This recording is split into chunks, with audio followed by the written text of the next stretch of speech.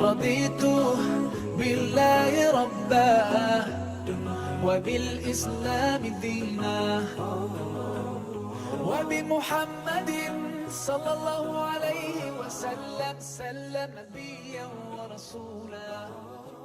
Why did the Prophet ﷺ marry Aisha radiallahu anha at such a young age?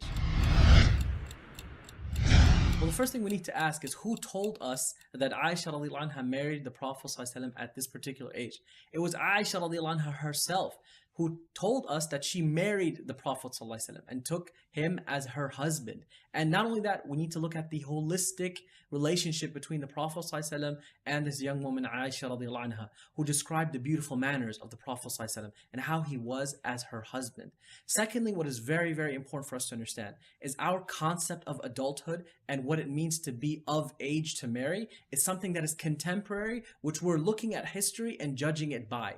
Whereas the concept of adulthood is something that changed and is vastly different from the modern concept that we have, to the extent that up to the 12th century, the Catholic Church, what was very normal for them to wed of 12 years and younger. And not only that, the American colonies, like a woman like by the name of Mary Hathaway, who married in 1689, married at the age of 9. Others, it was very normal, even in America in the 17th century, to be wed before the age of 12, from 9 to 12. And this was something very normal in America. Even in the United States today, that the age of consent in some states is 15 with parental consent.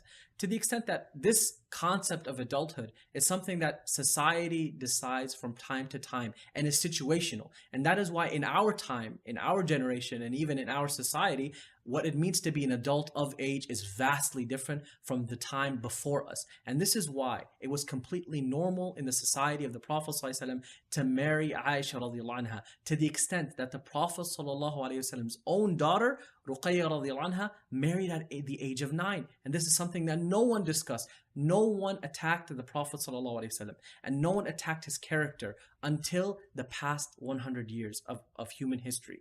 Not even the people in his time, because it was a norm in human history that people marry and find themselves of age as adults and consenting to marry at that time.